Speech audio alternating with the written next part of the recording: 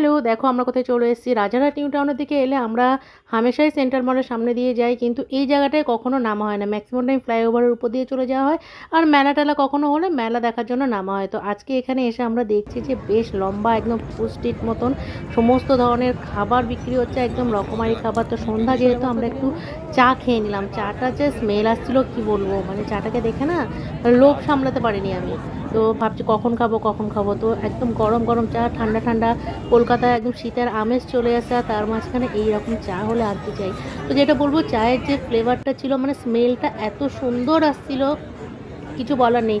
কিন্তু মুখে দিয়ে দেখলাম যে না, চা মতন লাগলো না। চা মানুষ যে জন্য খায় সেরকম কোনো ফিলিংই এলো না। প্রচণ্ড রকমের ফ্লেভার দিয়ে দিয়েছিলো এটা সেটা মিশিয়ে।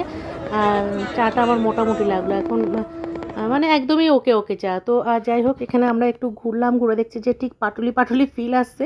পাটুলিটাও যেমন একদম লম্বাভাবে কয়েক রকমের খাবার পাওয়া যাচ্ছে, মানুষ ছবি তুলছে, সেলফি তুলছে, এখানেও ঠিক সেরকম একটা আমেজ এখানে চলে এসছে।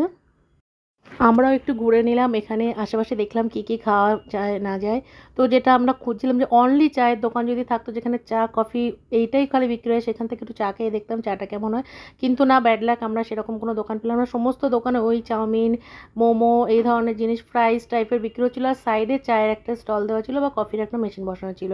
এই সমস্ত দোকানে সাধারণত চা ভালো হবে কিনা আমি বুঝতে পারলাম না, কারণ একবার খেয়ে এতটাই বাজে লেগেছে কিছু বলে নেই। তবে হ্যাঁ, এখানে যে আমরা চাউমিনটা খেলাম, যে একদমই লাইট ছিল, অয়েল ফ্রি একদম চাউমিন, আর তার সাথে টেস্টিও ছিল। আর এখানে প্রাইসগুলোও বেশ সুন্দর, আর কাবাবও খুব সুন্দর পাওয়া যায়। তো এলে কিন্তু ট্রাই করো। আর যেটা শুনছিলাম, এখানে স্যাটারডে সানডে নাকি খুব ভিড় থাকে, তো অ্যাভয়েড করো অন্য দিন এসে খাওয়ার জন্য। টাটা।